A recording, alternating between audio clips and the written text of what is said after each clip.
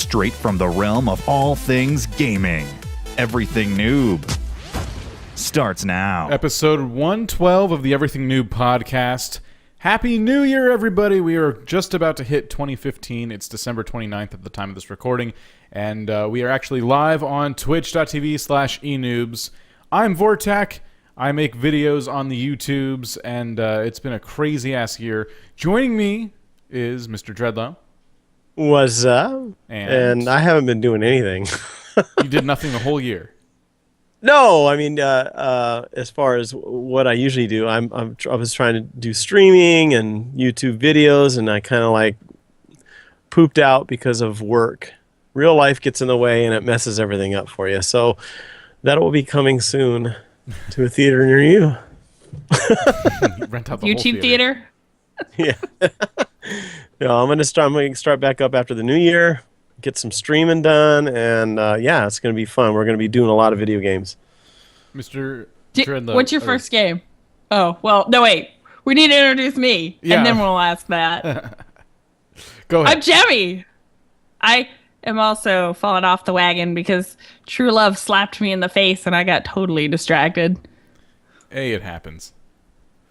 Oh, it's been a good year. No, the best 2014 ever. It's the cat that I fell in love with. Oh. Isis. She's the best. Named after the Egyptian god, not that butthole terrorist group. That ruined your cat's name. Yeah, it did. Wow. Well, we do this podcast every week. We've been doing this for a few years now. And we recently, this year was crazy. We had episode 100 happen. That was our 2-year anniversary of the show. And there's just so many crazy things we talked about. We have all that kind of like highlighted here in our notes. But first, we're going to talk about some of the games that we've been playing. That is tonight's theme, the 2014 wrap-up. We have a theme every week. And I should have mentioned that first. But this week, yes, 2014 wrap-up. We're going to be talking about some of the games we've played this year. Whether or not they came out in 2014 is irrelevant because there's been games, like Dreadlow pointed out before the show, a bunch of games were released that were ported over from console, like Bully, for example, came out recently, even though it's been out for years now. Right. So just games we've been playing this year that have been fun, and then some of the other crazy stories that happened in 2014. And I think out of the three of us, I'm venturing to guess that Dreadlow has probably played the most games. Yeah, I'd say that's fair. Probably. Yeah. So out of all those games, what are some of the ones you remember the most fondly? If we go back a few years. No, just kidding. No, Put the gentle glow on.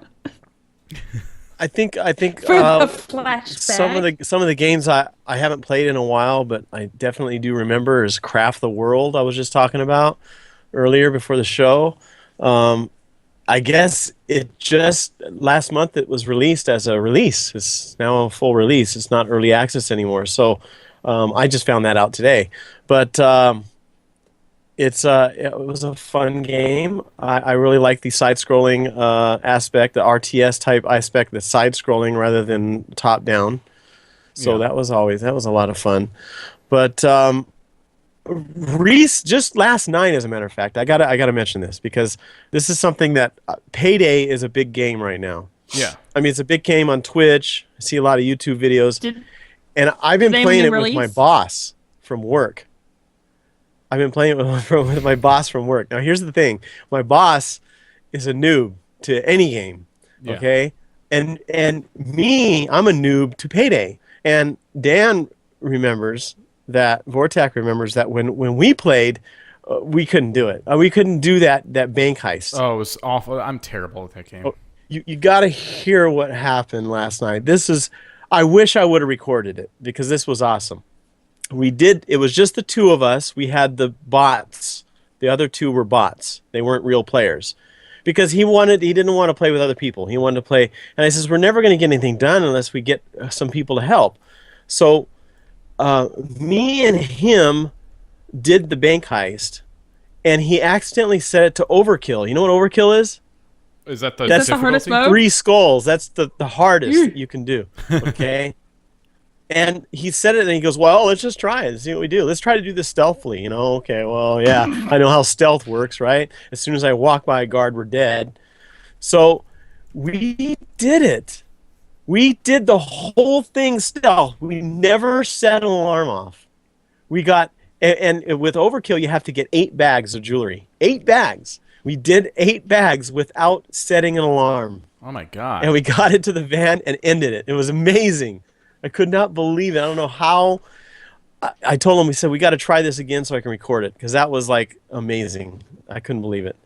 So that was fun. And that was just last night. But I mean, throughout the year, I mean, you know, some of the games that I can like quickly mention is, I mentioned Bully. Bully is kind of like Grand Theft Auto. It's made by the same people, Rockstar. Bully was awesome back in the day. It's an awesome little game. Another game that comes to mind is Dragon Age Origins. That's a fun one. Oh my gosh, it's almost kind of like playing a multiplayer, an MMO, but it's single player. Obviously, Elder Scrolls. That's Elder Scrolls 5 Skyrim. That's a good game. I've been streaming it. That's a lot of fun. The Forest. That's an indie game. That was a lot of fun. Forest is cool. Yeah, and they're still in early access. Let's see. Recently, I bought Kingdoms of Amular Reckoning. That's a pretty cool game. It's almost very similar to an MMO too. And I don't know what more to Planet Explorers. That's a good one. That's gonna once they finish it, I think it's gonna be a pretty cool game. I'm even considering getting a server for it. But Planet Explorers is very much kind of like your typical sandbox where you can craft things, build buildings, you know, and you fight enemies, and it's very much Minecraft. You know, I always refer to Minecraft when I'm talking about a game like this. I just picked up Poker Night and Poker Night 2. That's where they take a few characters from some of our favorite games, like Claptrap and people like that, and you play poker with them. It's freaking fun because they're having conversations back and forth, and they're just hilarious. And then Kendra will, really love me to mention this one, Rust. Oh gosh, I've been playing Rust. Yeah, let's see. To the Moon. I did mention that. I think it was either last show. You talked about or the show before. I'm so ready to start playing that. Oh, you haven't played it yet? No, I've been out of town. So like I was like, oh, that's gonna be like on my list of like to start 2015 with. Jemmy was here earlier today. Yeah, I just literally drove back in and walked through the door like right before the podcast started. I am not ready to do this, but I was like, I gotta jump in that seat and go. I hugged him this morning. It's great. And then I sniffed the beard. Ew. No one. Yeah, I know. Ew. No one should. Really, no one should. I haven't played as much as Vortak, but Tug. Tug was cool. Probably mention that. Watch Dogs. The reason why I really enjoy that is because it gave me my Grand Theft Auto 5 fix, because I don't have a console and it's not out on PC yet. And Watch Dogs was the closest thing to it, and it's a lot of fun. There's the multiplayer aspect, which I really love. I think that's pretty cool the way they did that. And then Prison Architect. Can't forget that. Out of all these we've games, been playing things like RimWorld and Rising World and things like that aren't on this list. But out of all those games, what would you say? What were you going to say about those games? Yeah, out of all those games, which one would you say is your favorite? Like my absolute favorite out of all those games you just listed for this year. Man. Which do you think takes the cake? I have to say Planet Explorers. Planet Explorers, because it's got a little bit of everything. It's a game. It's got quests. There's multiplayer, which they're still kind of developing, but it's there. It's got your building aspects, your crafting. It's got your NPCs. You've got NPCs that will follow you around. I don't know if they'll eventually add pets, but I mean, it's kind of like it's just an all-in-one game. So Yeah. I'm going to say that's my favorite. That's been my favorite game for the year there. All right. I'll take it. Jemmy, what about you? My favorite games this year: Five Nights at Freddy's, Final Fantasy 14, Pokemon, Which one? the X and Y. Okay. I don't remember which copy I had. That's so sad. But yeah, I don't. It was the beginning of the year. I'm enjoying Borderlands the pre-sequel, but I don't think I've spent enough time on it yet to say it was like a favorite of this year. I haven't even picked that one up. And same with Rebirth. Like, I want that to be on there, but I unfortunately have not been able to devote enough time to that. Yeah. I remember I really enjoyed Gone Home, and I know I'm going to get a lot of boos on that one. But, like, while it is kind of, like, borderline not a game, the story's really good. Yeah, there's been a lot I was weeping. Sounds like To the Moon is kind of that same style of game. Yeah, it's the same thing. It's really not. It's a game, but it's not. Yeah. And I think that's okay. I mean, the genre can see plenty. It's a genre, games that are not games, just story games. It's an interactive story. Yeah, an interactive story. It's going to be a whole genre. I just don't know what people would call that genre. Most of your Telltale games are that way. Yeah. That's all they are. They're just stories that are interactive. Well, there's like point and click adventures, which isn't the same. No. Point and click is still different. You just It's more of a puzzle I think solving. it's fair. As long as they like put it up front that it is more of an interactive storybook than a game. That ways people don't feel cheated when they're like, oh, this isn't really a game, it's just an interactive story. Like, and there's no reason you shouldn't know that because we live in the age of YouTube, and chances are if you found it, someone else found it first and did a let's play. True. That is So true. I don't care how obscure it is. Unless you're the developer, someone has done a let's play. So, out of all those games, though, which would you say was your number one? Oh, just based on my pure obsession level, probably Final Fantasy 14. Of course. That's I not think really last year was surprising. Assassin's Creed. Yeah, I know. It isn't. I mean, I'm really, really into the Five Nights at Freddy's lore and stuff right now. But like, there's only so far you can go with that game. Yeah, true. So You'll get a lot more out of Final Fantasy for sure. It was and they Assassin's just Creed. dropped in-game weddings. So me and intern are trying to get it to where we can get married in game. Oh, that's cool. Nice. Yeah, I'll have photos of that, or maybe I won't. I don't know. Screen caps. Yeah, right. Why not? You gotta get a get a Final Fantasy photographer in there. And then I'll print it off and be creepy and frame it. Together forever. You can always jump into Second Life, get married in there. You know what? Get married Yeah. in every game. Every game. Yes. Every game ever that allowed it. Yes. Why not? That would get expensive because that's a lot of MMOs. It would get expensive, but you do it one at a time. Like, just take a month, get your character built up a little bit, go do your wedding, and then cancel the account, and then do another. There you go. I don't know if I want to get married that many times. I mean, I love him. But I don't know if I love him that much. Oh, when he listens to the show, he's probably got a big old frown on his face right now. He started signing you guys up for all the games, and then you said that. He was, Yeah, I know, he was As like, we were talking about it, he's got accounts already made up. That's a good for all- idea. What? Oh. oh. Oh, cancel that account. So I have a bunch of games I've been playing. See, here's the problem with, especially with like shows like this where we're talking about a full year of gaming, and I know that as of recently what my favorite game is, but I can't recall too well what I've been playing throughout the whole year. But I think part of that problem is because I haven't been playing a whole lot of games this year. I've been playing like on and off little things. I'll record it for the channel for a bit, but I won't actually sit down and like play it outside of recording it, at least enough to, really soak it all in. So I think my top pick for this year, just based off the game I've had the most fun with the most recently, I'm going to say RimWorld is my top game, which was our indie spotlight a few episodes ago. I believe it was.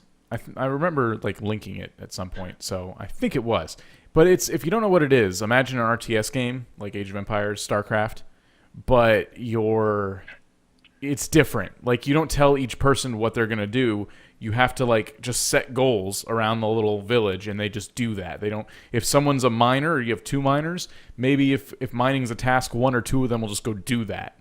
And there's a lot more like strategy to it as well. Like, if you pause and you get them all set up, if there's someone coming to attack you, and then you play again, and stuff starts getting shot at, and then you pause again, like, okay, everyone move around here, okay.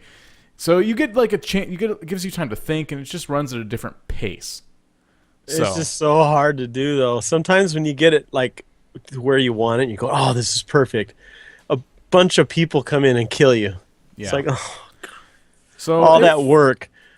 I'm surprised you didn't like include, as Frodo said, Smite or Frodo Smash Brothers. Yeah, Frodo in So chat much just said fun Smite. with that. Smash Bros. We had a bunch of fun with. Smite is one that I can only play with him, and that's why it doesn't make the list. Because him and I together, like he helps me out. I'm still terrible at that game.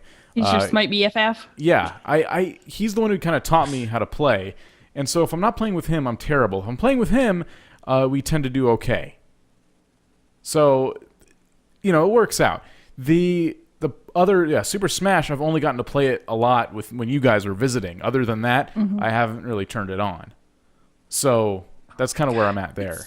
That Smashketball map is so much fun. I love that. If you don't know what Smashketball is, go look that up. It's like a game variant in Super Smash where the only way you can win is by hitting a player into a barrel that kills them. Otherwise, if they get hit anywhere outside of the map, they get shot back onto the platform, so they can't die. Yeah, the percentages get pretty high, and everybody just flies. It's so crazy. Yeah, it's a lot of fun. You were actually, I think you were laying down at this point, but we were playing the other night, and I was using Rob, the robot character. Yeah. Oh my god. Yeah, I heard that he had like a slam dunk kind of move. It was just him like spinning constantly, and I could just get everyone's percentage really high, but they couldn't kill me. I ended up at 700% at one point, which for Super Smash is a lot. Yeah. Anytime I got hit, I hadn't laid down then. I missed a good part. But I just put on the video screen here for you guys. I did some quick thinking.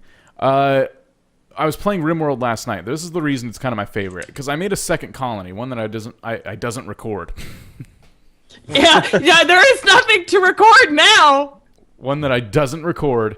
I made a second colony. I'm going to expand this image on the screen right now. This is what happened to my second colony. We were playing. Everything was going really good. I had them nestled into this mountain, and everything was fine. And we're playing, and everything's great. And then I had overloaded my circuits by connecting a bunch of stuff to them. One of my conduit walls blew up, and I had made everything out of wood because it's a cheap resource. Giant fire spreads. Everybody dies at the end. You only been playing that like a couple hours too. Yeah. You were not very far into it. I got a lot done in that couple hours. Like, they had their nutrient paste. They had a bunch of power coming in off 2 solar panels. I think I was about to set up a wind turbine. I had the comm station. I had traded some things. I had everything set up the way I wanted it. And just as I did that, explosion. So. And a pirate attack. And a pirate attack at the same time. I was taking care of the pirates. Explosion. So that's RimWorld. It's a lot of fun. If you set it to real easy when there's like a pirate attack, it's usually just one pirate. But if you set it on like normal or challenge mode you have or more. Challenge mode or whatever, yeah, it says pirates. There's pirates. There are several pirates. Multiple pirate, yeah. Usually the most I see is 3 or 2 or 3. I can't.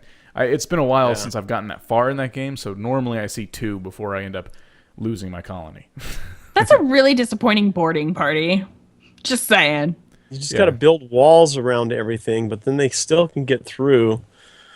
The goal, it's like a tower defense in that sense, because if you build a wall and you trap yourself, they will break through it.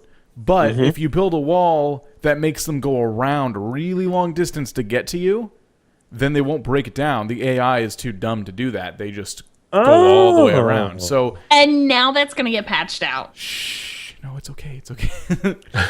I know you're like, shh, you can go all the way around. But no. The developer is going to see that problem and be like, nope, got to fix that. They're going to just go either barreling straight through, or they will not come near the wall until they're like at the hole.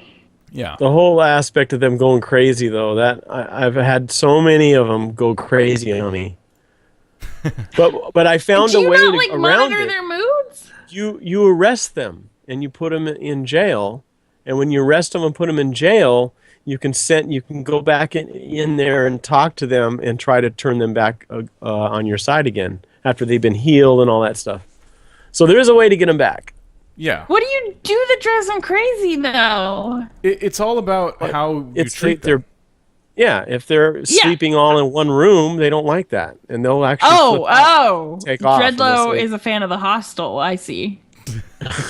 Well, it's easy. Like, well, no, it's you'll spawn and with like very low materials, so you don't want to waste them building all these rooms and stuff. And the rooms need to be a decent size, otherwise they bitch. So you don't want to just like put beds in like a 2x2 area. You have to give them some space to walk around in their room. So generally, when you start out, there's a lot of times there's like an abandoned building, so it's really easy to like chop some trees, patch the walls, and add a door to it, and then you just throw the beds in there just for the night. So because they're gonna bitch a lot more if they have to sleep on the ground outside versus being inside sharing a room.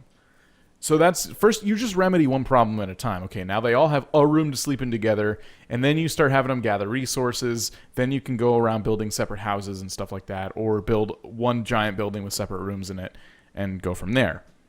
And then I always find I have to build a jail right away.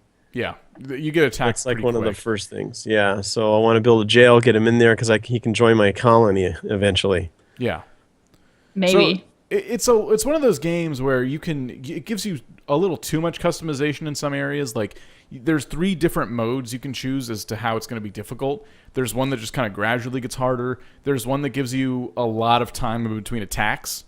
So like let's say you get attacked and everything gets destroyed, you get a ton of time to rebuild and kind of relax. And then there's one that's just totally random. You can get back-to-back attacks. You could get attacks every 1 hour. Like it's just really random. And they're called the AIs. There's different AIs that tell a story. They're storytellers. Yeah. And then they each have, a difficulty level as well. So as if that wasn't like enough customization, then you have 5 different levels of difficulty to choose from. So that's not so bad though. It's not terrible, but I like games that just kind of keep it standard, like easy, normal, hard. Everyone starts out on normal, and then if they want to play the game again on harder difficulty, hit hard. That's how I used to play it, Well, I mean, I like how it's like you can choose your events, though, because some people aren't going to want to deal with the events. They're just going to want to mostly just build up and like see how far they can go. And then there's other people who would like more randomness to that. You can always set it to an easy difficulty and then have it where what was one of the AIs named? It was like hell, basically. It was like the worst AI of all because he throws everything at you. So you could set it for that and then still set it on easy, So you have that flexibility there. Yeah. I just like when the game does what it does and I don't have to worry about setting my own difficulty. But that's just me. I don't know. Difficulty always bothered me. I'm all about playing the game just as everyone else is going to play it. And having those levels of difficulty is kind of like, well, what's the right way to play the game? What am I missing if I don't play on this hard difficulty? Am I being a wimp? And especially when you're recording videos, you want it to be kind of like entertaining for the viewer while it's not too challenging for the player. So I can actually record. I don't know. With the right editing software montage, hard difficulty can be pretty hilarious if you can't complete. Damn it. Well, I'm playing this game right now called Mars Warlogs, it's called. And I got it from the winter sale. It's a really cool game. It's very linear, so you follow a trail. You can't go like out of the box. You know, you have to follow where you go. You can go back and forth, but with that, there is a easy, normal, hard, and I think even a harder one than that. Whenever I start a game like that, I always set it to easy. I know I'm a wimp, but I don't know anything about the game, so I don't want to get into a game, set it to like a normal difficulty, and then find out that I can't get past something or whatever. I guess I'm more of the story driven. I like the story part of it, so I don't want to ruin that by having to try to get past this one boss to continue, especially with a linear game. So with the linear games, I always set it to easy. Really? But I'm the opposite. If it's like totally linear, then I set it to hard because I don't want to go back and redo it. Like there's probably going to be zero replay value for me. So it's like I want all those achievements or whatever that I'm going to get like on the first playthrough. And then, but if it's like more open-ended and whatever, I'll put it on easy because I want to spend less time playing it essentially to experience all that story. That's a pretty good idea. And I'm just normal mode. I'm normal mode guy. Give me default. Well, I will bounce around though. Like if easy's too easy, then obviously I'll bump it to normal. But there are some it's hard is a relative term. Like some developers, hard is nearly impossible, and some developers, hard is baby frolics. Yeah. Yeah. You just don't know until you actually get into the game. All enemies take 3 shots instead of 2 shots. Hard mode. Like, Yeah. It's only a problem if bullets are really limited. Yeah. So that was, I don't know, that was my favorite though. I even though the difficulty and even the world, getting the world generated is something too. Like you can have different options with that, and then also your colonists all have different things they can do, and you have to really like think about the colony you make. But after you get through all that and you start actually playing the game, it's a lot of fun. It is a ton of fun. It would be cool. You know how you generate the map? Yeah. And then you set where you want to land, right? And then when you die and everything's destroyed, you can use the same map again, and it shows the point where you were at. It would be cool if you're able to go back to it with a new colony. You can do that. I don't see why not. Oh, I've already tried it. If you remember the coordinates where your old colony died, and you make a new colony on that same map, you can absolutely... No, it's a square. You can't leave the square. Well, I know, but you can have the new square. colonists land in that same square. And I'm not 100% sure, but I'm pretty sure that your old colony will be destroyed sitting there while your new colony goes and thrives over it. That's what I'm talking about. I want to be able to send my new guys down and go back to where I've already built. You can do that, but you have to set your landing point in that square that your old landing point was. I've tried it. It wouldn't let me. Oh, really? Because there's already a colony there. Oh. Ooh. I thought I've tried it. That's why I was... I assumed you could already because established there's actually dots on the map that indicate things that you can land on. Like there's one, I don't know if I haven't tried landing on it, but I assumed you could. Now I'm questioning it. There's one spot where it's red. It's a red dot, and there's actually like a whole bunch of pirates that are chilling there. Yeah, you can't land on that dot. Oh, you can't? Yeah, you can't. And there's a blue dot one where there's friendlies hanging out. Yeah. I mean, you can't land in any of those. Can you land on the friendlies?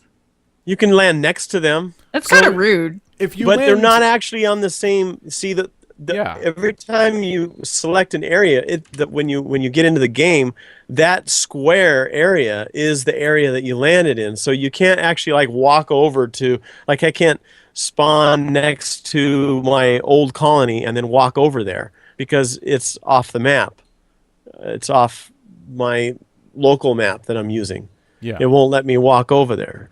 So if you land right next to a friendly colony and you land there, they'll come in from off the map into your map. Yeah, you'll have a lot of altercations with those pirates if you land next to them.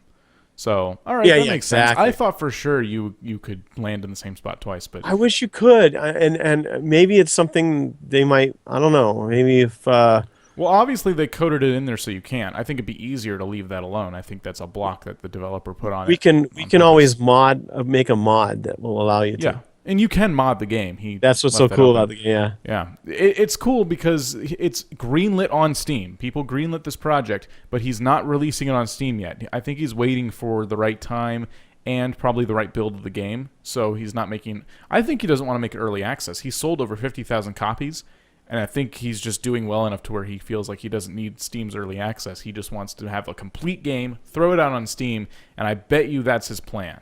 To try to like really capitalize on the success of RimWorld. So Oh yeah, because then But it would it's be already nothing but it's positive reviews. such a Exactly. good game already. It's not like it doesn't feel like it's half finished. I mean, literally, it's for me, it's a complete game. Whatever. I mean, if he's going to do like if he's going to do the same thing that Prison Architect does, where he adds features to it at every update, kind of like Minecraft does, then okay, I see where your point there. He's just kind of going off that. But yeah, I wish it was on Steam. I do it will too. be. But at the same time, I can see why he wouldn't release on Steam yet, because the word early access may be scaring people away. And Yeah. you want to capitalize on that first look. You don't want them to be like, oh, never mind. He probably wants to at least get out of alpha. Yeah, probably. Yeah, that sounds fair. Well, before we get too far away from it, we're about halfway through the show, and I think it's about time we hear from everyone else out there in the chat right now. Let's hear from the Noob Nation. So I asked everyone in chat here a little bit ago, what were some of your favorite games from 2014? And we have some responses here. Ancient says Super Smash Bros., Pokemon, Binding of Isaac Rebirth, Shovel Knight, and all the things you'd expect from me. Ancient's been around a while, and we kind of understand his tastes. He's a Pokemon master, and he'll kill me in Pokemon any day. And Smash. Yeah, and Smash. He got me there wrecked too. us. Jake I was says, so embarrassed. Jake says this Christmas I seemed to get all the games I forgot to get. Pokemon, Smash, and 4 Steam cards to get games I forgot to get. Steam cards! Game of the year! Yes. Jake also says, I've been recently playing The Escapists. It's pretty good. It's one of those games that really lets you choose what to do. Other games say you choose your own destiny / path. This is the first one I really felt like that was true. That's fair. I haven't gotten to play or see any of that. I've seen thumbnails from Paul Soros Jr. I'm like, that game looks fun, and I've never checked it out. I've been meaning to for sure. So there we go. There is some of the comments, and I'm just checking. If anyone else wants to leave their input on that, feel free. Your favorite games of 2014. And while you do that, we have some of the what I've actually pulled some of like my favorite topics from previous episodes and like things that happened throughout the year that were just crazy and annoying. And I wanted to kick that off by saying Flappy Bird. Screw Flappy Bird. I Whatever kind of respect Flappy Bird, though. Yeah. Like, did he it's come a runaway back? success. Oh, yeah, it's Supposedly- back. That's what I thought. Remember all those Maybe he did idiots it who- all for publicity. Yeah, I possible. think so. I'll remember all those idiots who were buying iPhones for thousands Oh my and thousands god, of dollars. those people were idiots. Like, why wouldn't you just wait for a really good knockoff? Because it was going to happen, and I'm sure it did happen. Yeah, It's just those real obsessive people that need it, you know? it's just something rare. I gotta get it. Yeah, And- which they didn't realize that it's linked to your iTunes account. But okay. Yeah, but I'll buy this iPhone anyway. Yeah, no one really thought that one through. I actually had a thought of selling my old iPhone at that time, but I didn't. Yeah. I just didn't want the hassle of the person coming back to me and going, "Hey, I can't play Flappy Bird anymore. Why'd you turn off your iTunes account?" Like, 'cause it's mine, idiot. Exactly. So that was one of my favorites. That episode of our podcast is probably that's probably one of the most listened to episodes where we discussed Flappy Bird, and I wanted to bring that up because it was that was a fun show, and we titled it "Death to Flappy Bird." Yeah, but it wasn't the death; it was a rebirth. Yeah, the second coming. It's been since reborn, and people. The Easter of Flappy Bird. People went nuts over that damn game. But I don't know. I think it's cool that it's back in the App Store. It was definitely I think it was a publicity stunt, but if it wasn't, it worked either way. Yeah. I think he was getting a lot of like vile, mean comments from people on social media and stuff like that. And there was some talk about, if I remember correctly, stolen graphics. So he was getting scared because he was making a ton of money. So I don't think it was a publicity stunt, but I definitely think he managed to cash in on that. Like, once he realized, it's like, oh, wait, it's okay.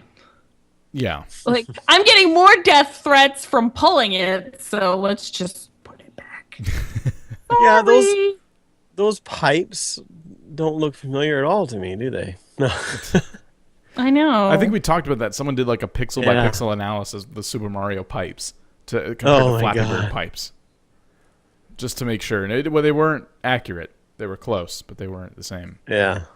So another thing that came up that I thought this was a year ago now, but like a full year ago, not months ago. Twitch plays Pokemon. Oh yeah, where they had that set up where you do the controls in the chat. That was amazing. Yep. That feels like 2 years ago now. It does seem like it's been a long time ago, but nope. Yeah.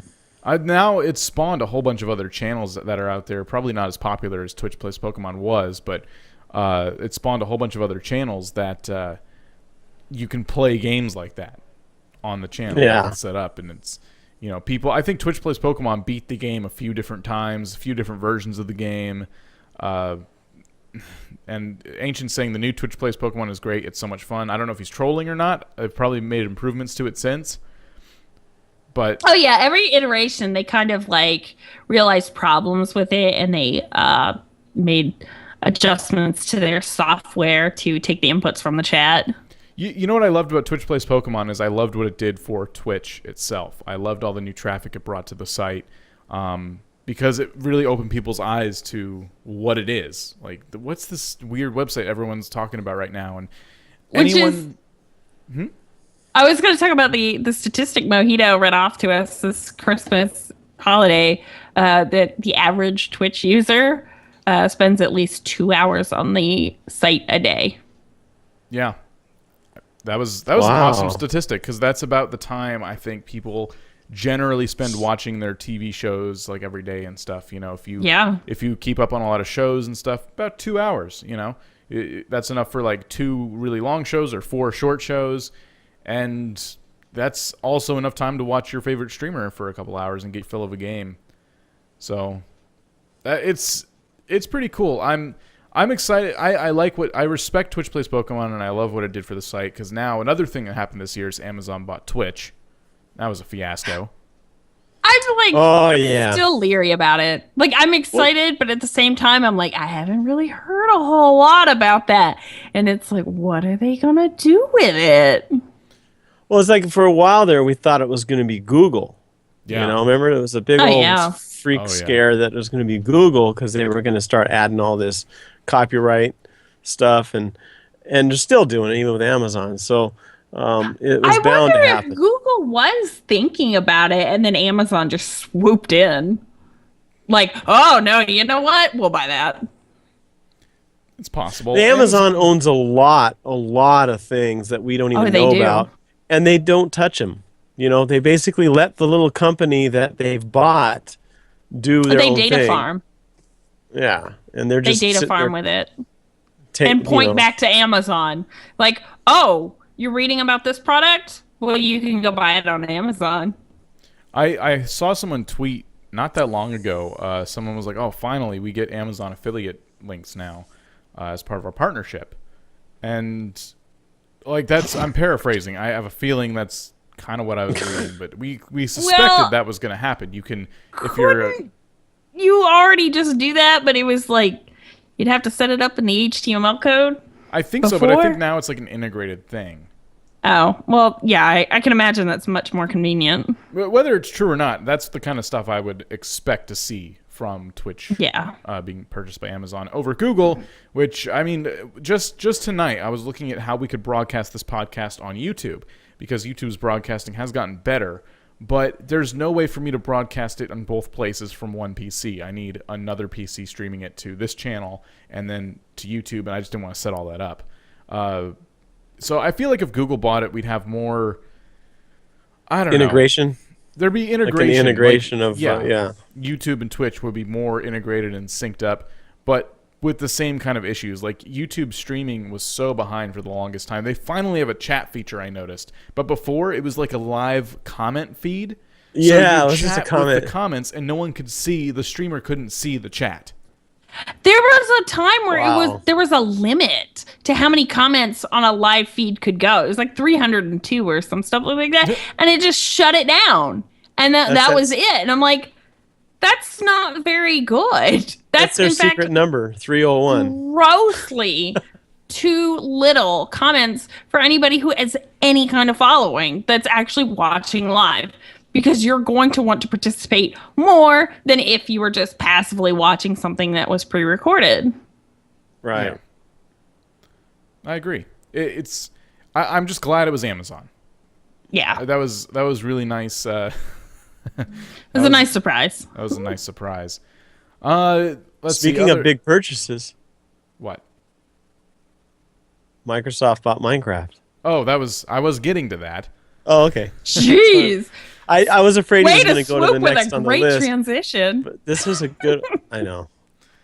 Yeah, This is a good time to talk about that purchase is still something people are like, what's going to happen? What's going to happen? And I think we've just seen like the very first actual move for Microsoft with this new story mode. It's Minecraft, but a Telltale Games version of it. And it's just gonna be one of those kind of games like they Walking released Dead. Scrolls. They did release Like Scrolls, unoffici- but Yeah, that was going to happen regardless. well, yeah, but like I had to do this weird thing with my account. Yeah. Like I don't know if Oh. they've changed it since the Microsoft thing, but they definitely have changed it. And I had to like sync my Minecraft account in, and I was just I like, still can't figure that out. "Ugh." I still can't figure that out. It was way too complicated, and I don't remember what I did to get it to work, so I can't tell you. I'm so sorry. But Google it. There is a list of directions on how to do it somewhere. Yeah. Because I found it. Yeah, I think part of my problem was the fact that I had like my when I started playing Minecraft, I don't think I was known as Vortak, because Vortak, the name kind of came afterwards. Like, what do I name my Minecraft character? I'll name it Vortak. And then the email address, Vortak Vids, came about. And so part of my Minecraft stuff is linked to that email, and the other part is linked to my old email. And so now I have these two conflicting email addresses that I'm always like, okay, which one did I log into my Mojang account with? And which one was my Minecraft login? And oh my God. And then everything just goes to, the hell in a handbasket. Well, one of the things that I want to know is what are they doing? Because I don't think they're We going to do haven't- anything with it. it's like everything just halted. I mean, we were getting every Thursday. We were getting, some releases of what do they call it? Snapshots, Yeah. and they just kind of halted. And I think I've seen 2 updates since Microsoft bought Minecraft. Well, they have to like Now, catch up on what's going on, so they need to halt those updates. Well, they did also release Minecraft on Windows Phone. So, Microsoft Windows Phone. Just Ooh, recently. yay! I bet that's what they were probably really focused on. I bet they were being pressured to get that done. All 2 Windows Phone users were thrilled, by the way. Windows gaming phone users. So it's really like one. Yeah. Yeah, I don't know It what was that the was all CEO. about, He's but- yeah, finally. No. that's It what it was was. the That's why he bought CEO's Minecraft, because he son. wanted Minecraft and he couldn't His get daughter Minecraft has on an his iPhone. phone. His daughter's iPhone. Wow. So, yeah, no, you're right, though. They've kind of halted updates for a bit. We got a pre-release recently, but they did warn that 1.8 was going to be it for a while. And I'm really happy they did that because I was getting really overwhelmed running a server and having to screw with their updates and my mod clients. But now that all the developers left, which also happened this year, right before Microsoft jumped in and bought Minecraft, all the modding developers and the whole community just fell apart. Yeah, just we're done. Yeah. That's so we're still waiting on like the new group of people that got together to give us like a nice stable client to use so we can mod our game again. So for now, it's just a regular old Minecraft server that we have that's whitelisted and running in 1.8 because we wanted the new update. We were sick of waiting, and no one was playing with the old one anymore. So I kind of hope we stay in 1.8 for a while, and I'm scared and, I don't know, hopeful that Microsoft will do something good with Minecraft instead of what people are afraid of. They're gonna sequel it. It's gonna be Minecraft 2 because that's gonna be a lot easier than just rebuilding the whole thing from the ground up. Well, since they did sanction the Telltale Games series, whether or not whoever thought of it, like the Telltale Games still had to pay Microsoft to get those rights. I was reading something and they said, I think this is what Microsoft was going to do all along. They don't want to sequel Minecraft. They want to merchandise off it. What else can we do with this thing that everyone loves so much and get money from? So now I'm going to buy the Telltale game Minecraft story mode Telltale Games series because that sounds like a lot of fun. It sounds like a different way to play in my favorite world. Whereas buying Minecraft 2 separates the community. Right? No.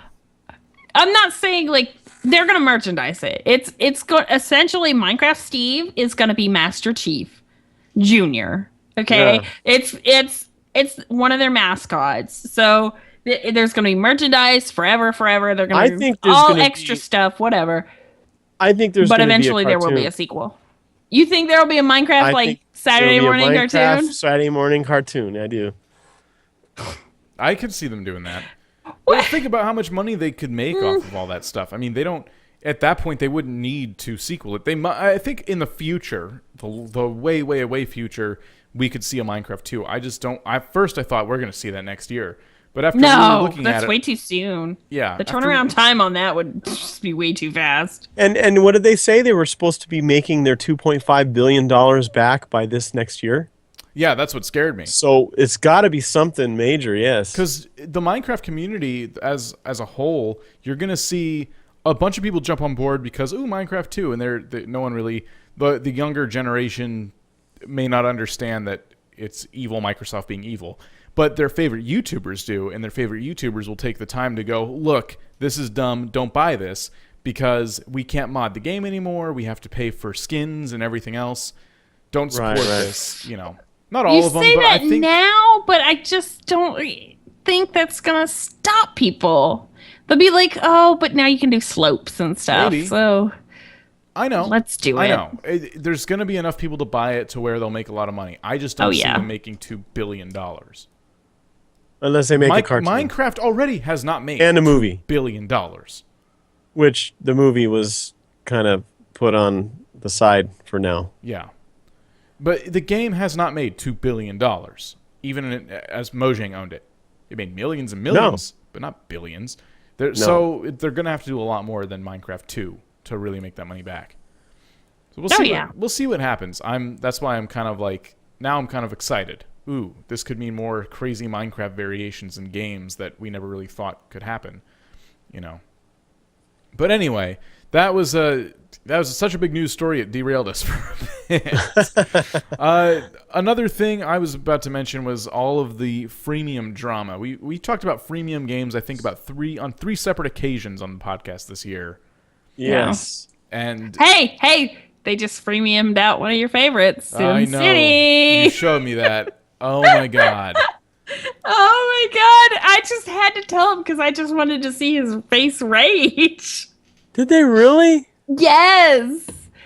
So instead of building roadways and making things more accessible to kind of build up the neighborhood in an area, no, you have factories that you've built that have a time wait on them that spit out steel or screws or whatever, and use the screws to update the neighborhood. Oh, and come if you on. don't want to wait for like those materials to be built, you can pay to skip it. This is why the mobile game market is going to be ruined, because of these asshole companies who keep trying to make these games, make them a crap ton of money. It sucks. It's a legal form of gambling, is what it is. Yes, because and we could easily make a SimCity version for mobile and tablets that works amazingly, because it's the kind of game where clicking and dragging is something you're doing the whole time with buildings and zoning and all this stuff. So just the way the game plays would be perfect for a tablet. And now, thanks to EA choosing to go that direction with it, we're not going to see a SimCity like that. We probably have plenty of like other knockoffs of it, but we're never going to see SimCity, tablet edition the way we want it. Now we are going to. But it was EA making it. Like, you never were going to see that anyways, because EA has they have a history tasted the forbidden fruit and know that they can make tons of money off those microtransactions instead of going the traditional game development route. I don't disagree. I'm just saying that's the reason mobile gaming is screwed, because of people like that.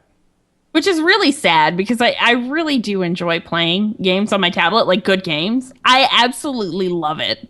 I'm holding an iPhone right now, and in this iPhone is Grand Theft Auto 3 in its entirety. I can play Grand Theft Auto Vice City and San Andreas and Grand Theft Auto 3 on a phone. I mean, it's got the capabilities. If I can do that, there's no reason I can't play a SimCity game or a game, because I don't want to play it on a phone. It's suited for the phone. It works great, but it's also not suited for the phone in that I like sitting next to a TV and playing it. It just doesn't, I can't sit up and stare at my phone for that long without wishing I was sitting next to a TV. But a game like SimCity is easy to like turn off and on again and kill some time with. I can get lost in Grand Theft Auto for hours doing missions, but with SimCity, okay, I built my city a little bit. Oh, my bus is here. I'm going to go on the, I'll play on the bus, and then I'm going to be at work, and then I'm done. It's just different. It's like a different kind of game, and I feel like those games work better for mobile than Grand Theft Auto. The point is, we can do that, but it doesn't matter, because when we can make building games like that, people make them freemium, and they're garbage. And what really doesn't help is Google and Amazon and I guess it's the Apple App Store really actually feature these freemium games. Like, that's all you can find. I don't know how the Apple Store is, but on Google's Play Store, it's impossible to find anything besides like the top grossing games, essentially, which is all the freemium garbage. Yeah. All those deliciously wonderful games are buried forever. Yep. So that was basically our year. I mean, we've talked about so much more, obviously, but some of the bigger podcasts we've had were about those things. And, we talked about some of our favorite games of the year. We are kind of winding down the podcast right now. We're getting running out of time. But before we go, I wanted to quickly talk about some of the things we're planning for 2015, how we're, the direction we want to go with the show, little changes we were talking about making just before we went on the air here. And we're going to do this show in space. Yes. That is the ultimate goal. To the moon. To the moon! Yeah. No, anyway. We were just talking about some of the ways we could improve a show like this one, where we're reflecting on a whole year. And it's hard to like go back an entire year and like watch that many shows. 1 year is essentially 50 podcasts, give or take. Going through and watching 50 hours of content to pick some of our favorite moments out of is like basically impossible. So what we've been trying to do, starting in this episode and just in the future, is kind of just try to remember parts of the show that made us all laugh. And by the end of the show, we get together and go, okay, at what time did that thing happen? Because we should highlight that. And what we want to try doing for 2015 is to take a bunch of those highlights, and maybe by this time next year, we can we can do a show like that. Or maybe not even a podcast, but something for the YouTube channel, something fun to kind of like say goodbye to 2015, Yeah. So, and just to have fun little clips to show people like, oh, this is our podcast, and how cool is this? And stuff like that. Yeah, like little watch regularly to get more moments like this. Yeah. So that's one thing we'd like to start doing, and we were talking a little bit more about trying to get together more on stream and play some games together, and scheduling conflicts keep getting in the way of that. But I for 2015, I think we're going to try to do that a little bit more, be a little more active in that way. Get the YouTube channel a little more active. That's my New Year's resolution, is to get back, feet on the ground, right back into editing and all that good stuff. Hit the ground running. And My New Year's resolution is to actually have a New Year's resolution. No, mine is to not have one. Really? It worked out great for me last year. Oh, It's just not. Oh, well. It's not something I don't think anyone I have sticks one. to. It's just embarrassing and dumb. And I oh, really, wow. Thanks. come on, it's true. No one. By the time you hit late I'm February, gonna fail, guys. That's what he said.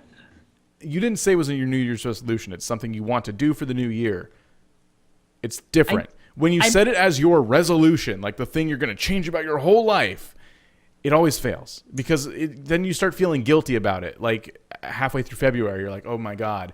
Especially the biggest ones are weight loss. So, and I saw it. I used to work at this pizza shop when I was younger, and after the new year, we were dead.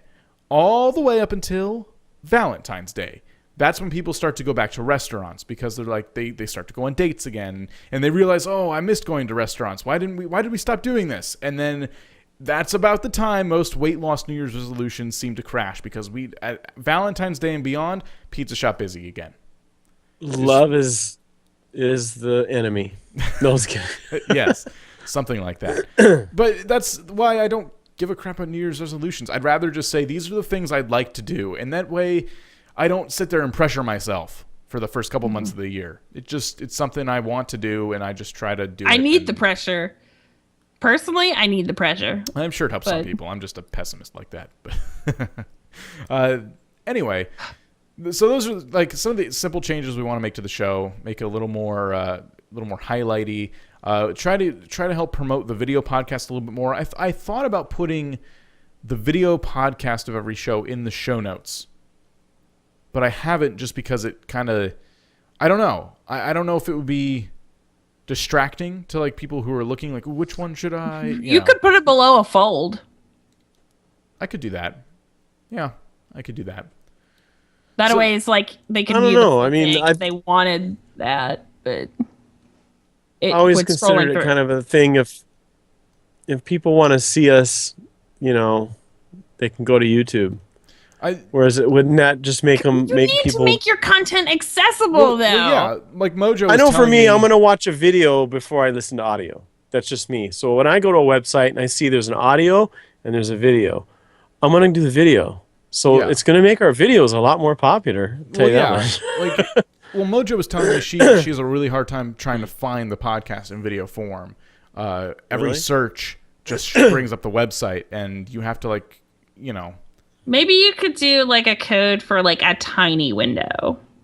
Like not the standard size YouTube, but maybe there's a code where you can like shrink it down a little so it's not like huge when people are scrolling through. So if they go on their phone, it'll probably open their YouTube app anyway. Yeah. But it's still, there's like a placeholder on your phone. Yeah. So yeah, those are some of the things we're thinking about. We just want to make the show, always trying to improve the show and do different Submit things. comments if you have things that you think would make the show better. Yes. Yeah.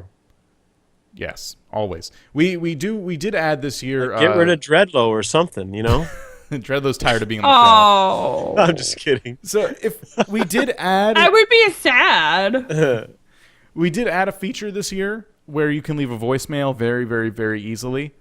That is one of the things you can do on the website right now if you go to everythingnoob.com. And we left that open. We've gotten a few voicemails. We played some on the show. It's been really cool to get those. But if you don't want it played on the show, if you just want to leave your suggestion in audio form, you can absolutely do that. And you can even request, don't play this on the show. I just have a quick suggestion. Do this.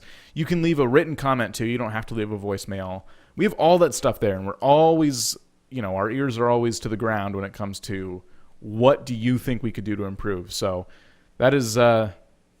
that's a good point. How do you think we can improve? Those are some of the things we're thinking. But it is time to wrap up. It's been a great year. Thank you so much for an awesome 2014.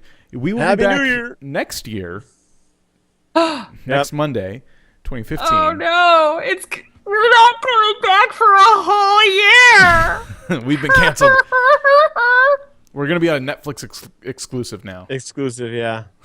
And they'll only show. They won't show the last few episodes. You have to wait a year to see 50 podcasts in a row. Thanks, Netflix. Yeah. We'll see you guys next time. Thank you so much for an awesome 2014. Here's to an awesome 2015.